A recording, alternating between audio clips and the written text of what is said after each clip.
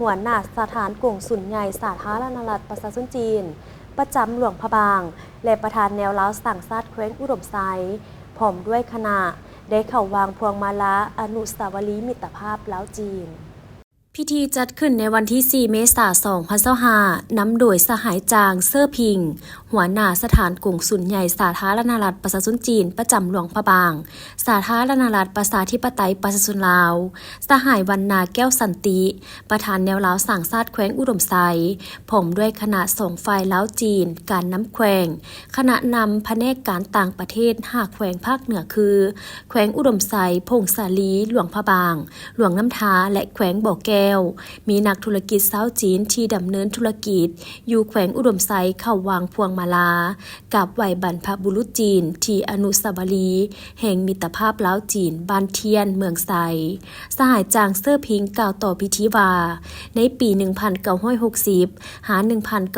1970 เพื่อสนับสนุนประชาชนลาวในการต่อสู้ต้านการหุกหานจากต่างชาติต่อสู้เพื่อปลดปล่อยชาติเฮ็ดให้ประเทศชาติได้รับความเป็นเอกราชทหารผูกกล้าหาญของสาธารณรัฐประชาชนจีน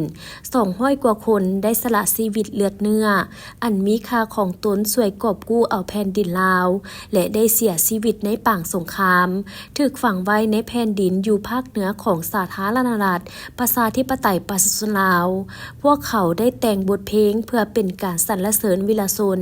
ผู้เสียสละเลือดเนื้อและได้สร้างอนุสาวรีย์แห่งมิตรภาพลาวจีนแห่งนี้ขึ้นในมื้อที่เป็นบุญประเพณีไหว้บรรพบุรุษจีนการนำผักลัดลาวจีนเตาโฮมกันเพื่อแสดงความระลึกอาลัยหักต่อบรรดาวีรชนนักรบปฏิวัติผู้กล้าหาญเขาเจ้าได้ปกปักรักษาสายพัวพันธุ์ระหว่าง2ประเทศลาวจีนลาว